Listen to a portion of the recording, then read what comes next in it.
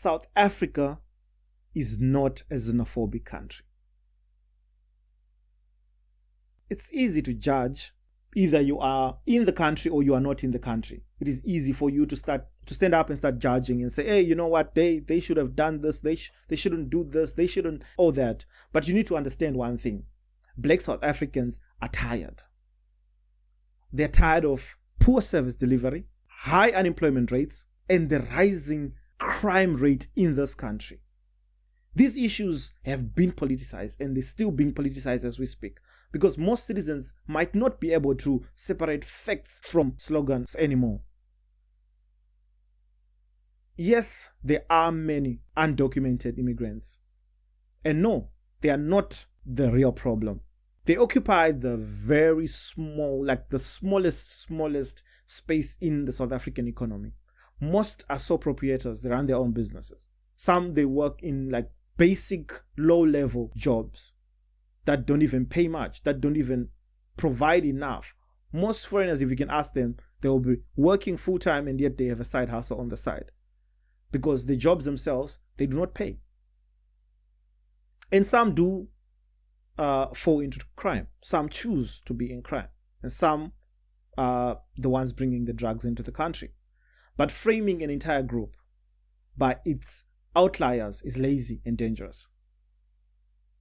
And this goes to both sides, the South African side and the foreigners, because at the end of the day, the South Africans will be pointing at foreigners and say, okay, all foreigners, not all South Africans are saying that, but a number of them are busy talking about it like that way.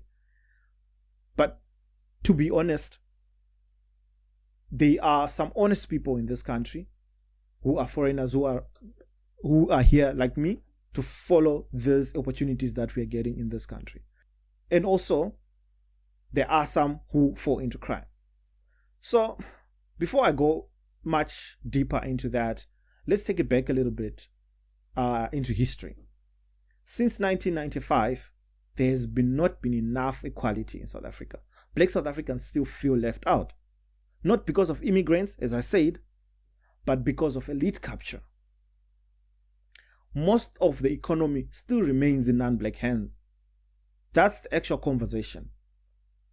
But at the end of the day, they choose what issue to focus on. And this is the issue that they want to focus on, which is crime, which is within their rights to talk about this, which is within their rights to fight to have their country freed from these crimes that are happening. So, with that said, there is also another notion from some South Africans when it comes to people who are speaking out and saying, you know what, guys, why can't you go and fight for your land back, and why can't you fight for your land, which I'll get back to on the other side. So, just to clarify, most foreigners, they are not here in South Africa because they are following a white person or following white people. Most foreigners are here to follow the economy, because it's not actually just a South African thing. It is a global thing.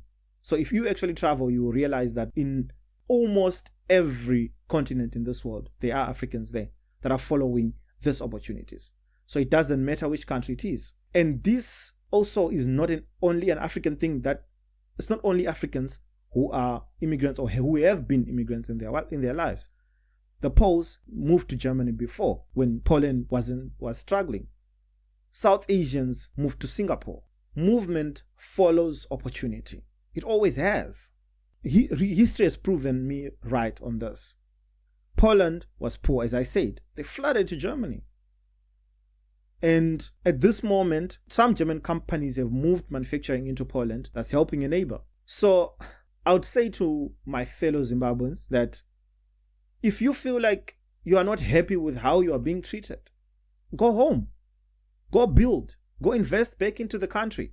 Even if you have businesses here, you can still branch out and open a branch. I know some businessmen in South Africa who have opened branches of their businesses in Zimbabwe and they're doing well. Go home and invest in your own country. So the second point is Singapore, post 1945, they shut down mass migration, which is what South Africa is trying to do, which is the regular South African is trying to do. so that they can start focusing inward, so that they can start building, because there is a lot that is going on. There is a lot of dilapidation that is happened in these provinces. We have to be honest. Buildings have been hijacked by foreigners. We have to be honest. They are trying to build. They are within their rights to fight illegal immigrants in their country, because we all have that right. I read a post somewhere. I don't know if I'll be able to pull that post from my fellow brother Rutendo Matinyarare. He spoke about this in one of his posts on Facebook that got a lot of backlash from fellow Zimbabweans. But I think the biggest reason why most people have a problem with this much protest, especially when it comes to Zimbabweans, because it's not because of anything else rather than just, I would say, envy.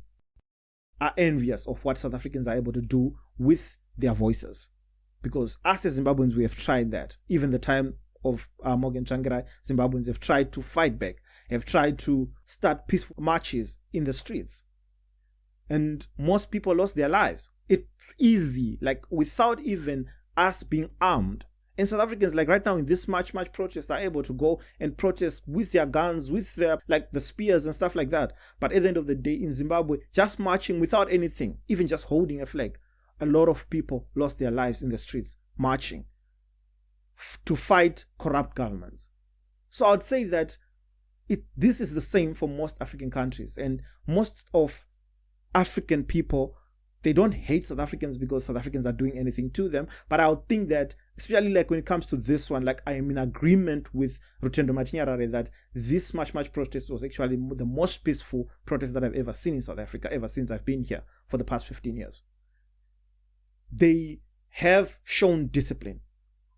And we envy that they were able to do that, and having the support of the police, the support of the defense forces, and the support of big politicians that were even speaking up and supporting them.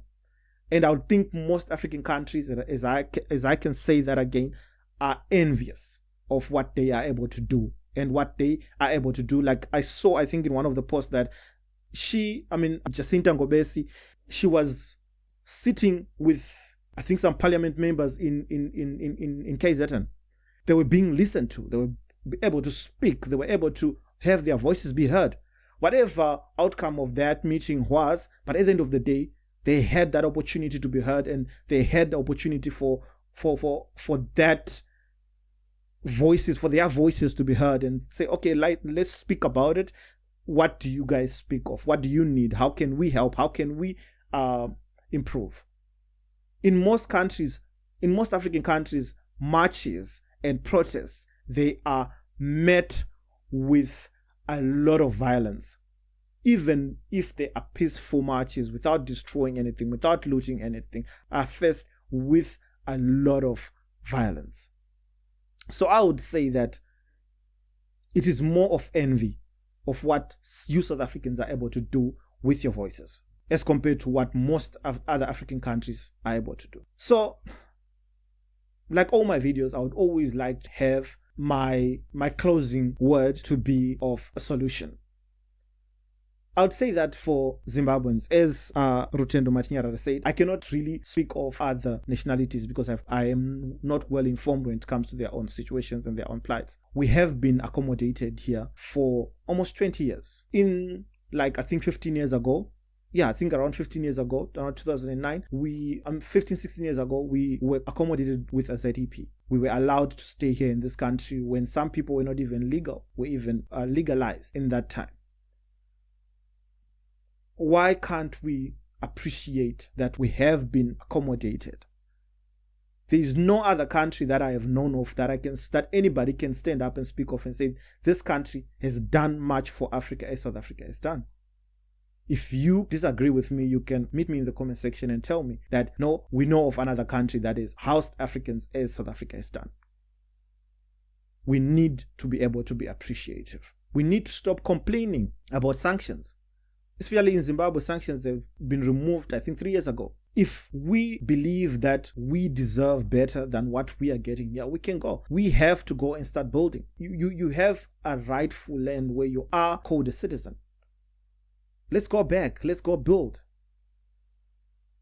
If you can invest, even when you're staying here, invest back home. Bring something to both countries. For both countries, South Africa and Zimbabwe have been working together even since the colonial era. So we need to stop fighting our hosts. We need to stop that, because their march has got nothing to do with law-abiding immigrants in this country. But we have to appreciate and allow them to fight for what they want to fight for. We cannot tell them who to fight. We cannot tell them who to go for. We have to let them go through this and deal with what they have to deal with. We are guests, we are visitors. As Africans, we still need South Africa. Not as a scapegoat, because we've got 54 states, or 55 depending on recognition. We have to give something to get something. Let's work together. Let's build our Africa. I'm sure most Africans are here in South Africa not because that they are incapable of going to other continents, but because we love Africa. So if we can work with those that are fighting for what they're fighting for in their country, if it is your country, how would you have reacted? If you were in your country, how would you have reacted? So let's work together. Let's leave the online outrage. And if we cannot join them physically, as we cannot join them physically to fight for what they want to fight for. Because even if you want to say something about you being a foreigner, feeling like you're being victimized, this had nothing to do with you if you are a law-abiding immigrant. Some of those illegal immigrants are the ones who are causing our names to be tarnished because of the crimes that they're committing. So let's work together. Anyway, if this video got you thinking, share it with somebody who respects and appreciates context.